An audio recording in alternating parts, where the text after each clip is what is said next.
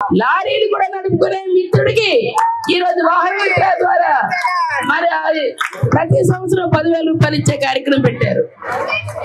ఒక దర్జీకి, ఒక మంగళకి, ఒక చాగలికి అని కాకుండా ప్రతి ఒక్కరికి, నేతలకి, గీతలకి, ప్రతి ఒక్కరికి కూడా ఈ రోజు ఇచ్చే కార్యక్రమాన్ని వాటిని కొనసాగిస్తూ ప్రత్యేకించి ఏదైతే ఈ రోజు ప్రతి ఒక్కరి సంక్షేమే ధ్యేయంగాతో పాటు మన పిల్లలు కాలేజీకి వెళ్తే విద్యా దీవెన, వసతి దీవెనతో పాటు ఈ రోజు మన ప్రాంతం 1,00,000 కోట్లతోని మరి అభివృద్ధి చేయడానికి ఈ రోజు జగనన్న మిషన్ విశాఖతో ఈ రోజు ముందుకొచ్చి మన ప్రాంతం అంతా అభివృద్ధి చేసే దిశగా ఈ రోజు తీసుకొస్తారు.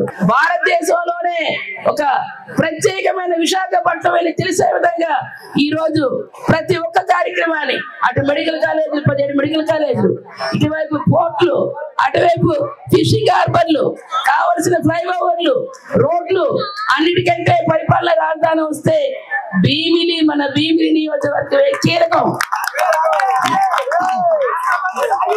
150 సంబంధించిన ప్రతి హెడ్ ఆఫ్ ది డిపార్ట్మెంట్ ఆఫీసులు అన్ని కూడా ఇక్కడికి వస్తాయి. పరిపాలన మరింత మనందరికీ చేరువలో ఉంటుంది. అనేక మందికి ఉద్యోగ అవకాశాలు వస్తాయి. ఈ రోజు ఐటీ సర్జ్ లాంటిది కూడా పెట్టి ఇప్పటికే మధురవాడలోని 2,200 కోట్లతో ఈ రోజు ఐటీ టవర్ను కూడా కట్టి రావాల్సిన ఐటీ గ్లోబల్ ఇన్వెస్టర్స్ కూడా ఈ రోజు వాటికి అవసరమైన నిర్మాణాలు కూడా వాళ్ళు చేపడుతున్నారు. ప్రతి ఒక్కరు మన తాలూకా సంక్షేమ అభివృద్ధి కాకుండా భావితరాలకి, మన పిల్లలకి వాళ్ళు బంగారు భవిష్యత్తు కావాలంటే మనం అందరం కదిలి రావాలి. అటువంటి దానికి కావాలంటే జగనన్న రావాలి, పరిపాలన రాజధాని కావాలి. ప్రతి ఒక్కరు కూడా దానికి సిద్ధంగా ఉండాలి. రేపు రానున్న ఎన్నికల్లో మరి మీ అందరి తాలూకు అభిమానం తాని గుర్తుపై ఓటేసి అత్యధిక మెజారిటీతో మన అవంతి శ్రీనివాస్ గారికి జగనన్న కానుక ఈ రోజు గెలిపించారు. ఇప్పుడు ఏదో పట్టుకొని వచ్చారు. సూపర్ 6 కాదు, డక్అవుట్ చేస్తామని చెప్పండి. వాళ్ళకి సమాధానం ఖచ్చితంగా పక్కనే బంగాళాఖాతంలో పంపిస్తాను కూడా చెప్పండి. మరి ఈ రోజు ఖచ్చితంగా గతంలోనే ఆడపిల్ల పుడితే 25,000, ఈవేళ ప్రతి ఇంటికి ఉద్యోగం, నిరుద్యోగ భృతి అన్నాడు.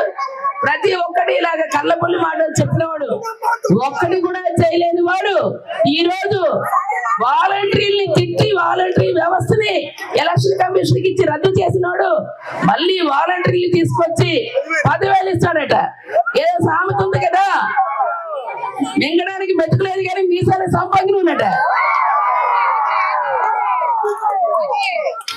అన్నం పెట్టలేని వాడు ఈ రోజు మనకు వచ్చి మనం మళ్ళా అన్ని ఇస్తానని చెప్తున్నాడు.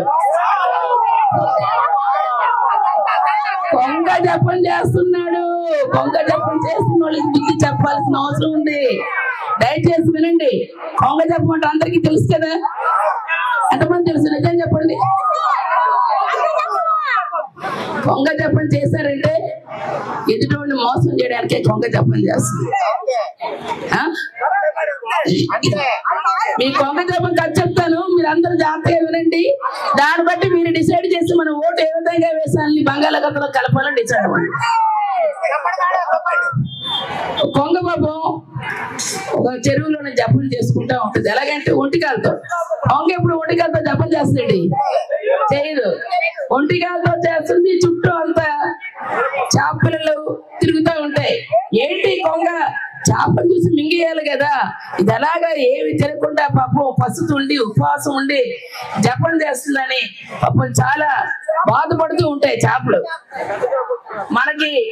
మనందరికి కూడా ఏదైతే ఈవేళ మనందరికి కూడా మభ్య పెట్టడానికి, కళ్ళబుల్లి మాటలు చెప్పడానికి చంద్రబాబు నాయుడు గారు ఎలాగొచ్చి మళ్ళీ కొంగ జపం చేస్తున్నారు. ఆ కొంగ కూడా అలాగే జపం చేస్తుంది.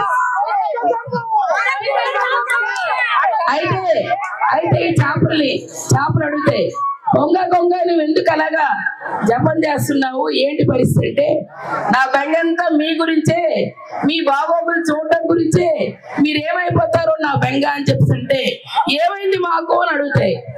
ఏముంది, ఈ చెరువు ఎండిపోబోతుంది, మీరందరూ చచ్చిపోబోతున్నారని చెప్తారు.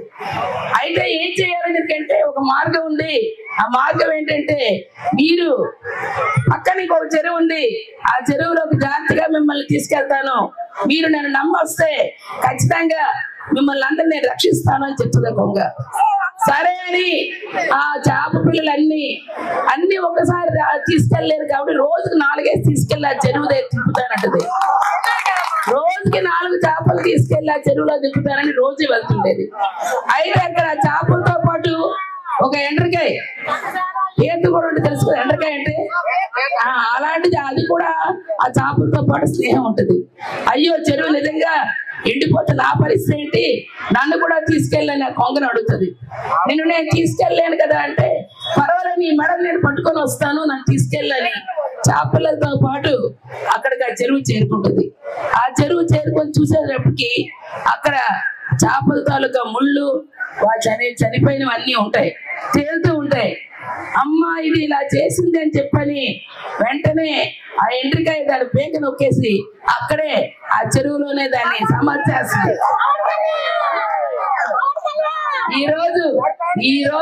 ఈ రోజు ఆ జపం చేస్తున్న కొంగ చంద్రబాబు లాంటి వాళ్ళు మళ్ళా ఆ పార్టీ వాళ్ళు వచ్చి మళ్ళీ మనం మభ్యపెట్టి చేప పిల్లలంటే ఎవరు, ప్రజల్ని వీళ్ళందరినీ మభ్యపెడుతున్నారు.